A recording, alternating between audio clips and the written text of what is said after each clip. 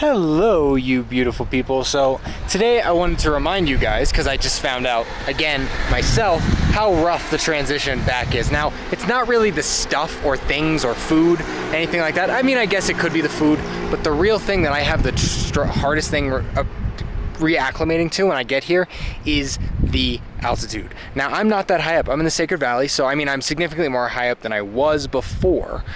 However, I am definitely feeling it. I've been walking around. I tried to go on a hike today and yesterday in order to take some videos, and my heart was beating out of my chest. I got a little bit of videos, but none of them were good enough quality to really throw in here.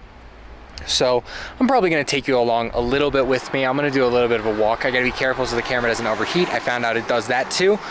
But yeah, I wanted to talk to you guys a little bit about how to acclimate before you come here, because it can be a really tough time just stepping down here. It's probably shaking all over the place. So yeah, I will catch you guys in a second. So I know this sounds a little bit weird, but I really do recommend, I am not trespassing, wink wink, I really do recommend that people take the time to work out if they're planning on coming to Cusco or the Sacred Valley area. Now, why do I recommend that? Well, because when you're around here, first of all, it's rough terrain. So like even right now, I'm gonna show you, there's like a downward slant where the dog is running. It's like pretty downhill. I'm trying to focus on this and that as I'm walking, which can make recording fun sometimes.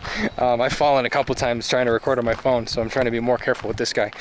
But anyway, so there's a lot of rough and like up and down terrain. So whenever you are coming out here, if you're not in good shape to walk around on this terrain, it's gonna be a rough transition, first of all. But second of all, the working out itself is actually going to help you adjust to the lack of oxygen. So really the big issue when you come out here is that lack of oxygen, because you're probably from the sea level and you're probably used to a very high level of oxygen there, and it's just much lower here. So although you see kids running through the street and playing soccer and kicking balls around and you know, playing basketball, some of them do play basketball, you're not able to keep up with them because you're not adjusted. So by working out though, your body is already getting used to less amounts of oxygen just from working out. Your body is working on a higher level and not able to absorb as much oxygen as quickly. So that's a good first tip. I'll catch you for the next one. What a background, am I right? So basically that next tip that I have for you is there's actually some breathing exercises you can do at home before you even come here that will really help you with your breathing. Oh, I just zoomed in on my face. Oops. There's some things you can do at home. I don't know any off the top of my head. I think one is like doing jumping jacks while holding your breath and then stopping and like doing sets and increasing the amount of jumping jacks. But anyway, there's stuff online, but you can basically do exercises at home to prepare for high altitudes. And this applies to any place that you're going, not just Peru.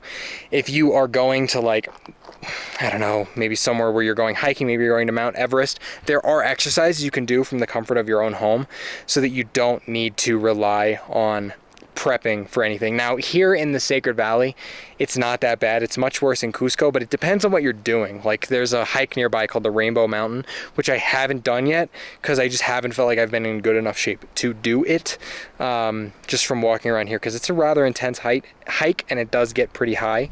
So, but doing some of those practice breathing exercises could really help out your experience as you're kind of adjusting over. And I do have one more tip for you, but I'm gonna catch you at the next spot to talk about that one.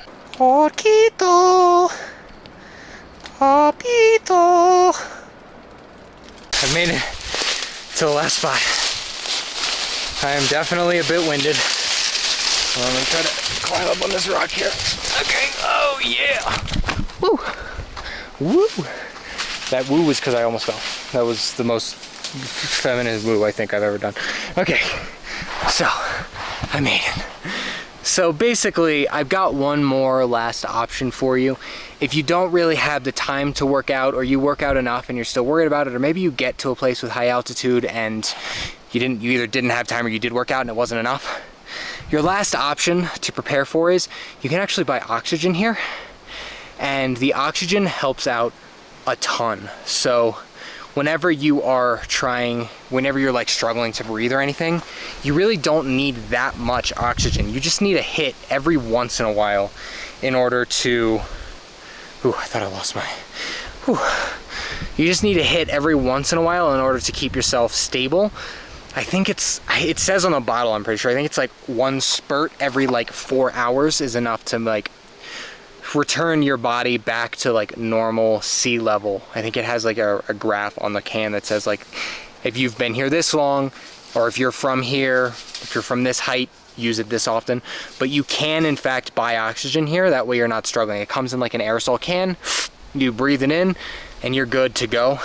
There are other options that you could do, but that's a really good one. And the last one that I'm gonna throw in there at the end, good nourishing food helps a lot. If your body's struggling to process the food that's in your stomach, which is where a lot of your oxygen goes and a lot of your blood goes, if it's struggling to digest the food that's in your stomach, you're gonna have a harder time. So eating foods while you're here that will help you and make you feel better is a good kind of start to doing everything. Now, I have a lot of different tips that I could offer to people as I am living here full time.